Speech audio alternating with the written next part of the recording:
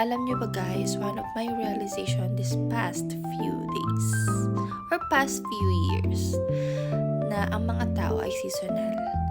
Una, merong mga taong sala sa init, sala sa lamig.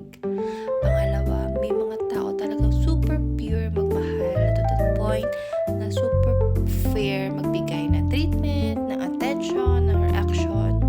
At meron namang mga taong as in kahit na anong gawin mo, pagpapakatotoo, kapag ayaw nila sa'yo, ayaw nila sa'yo.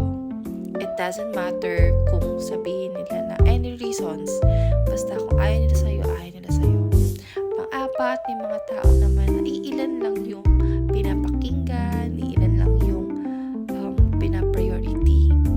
Pang-lima, may mga tao talagang super bait na tumutulong, na bukal sa puso nila, as in super pure, at mararamdaman mo talaga siya. So, yun lang.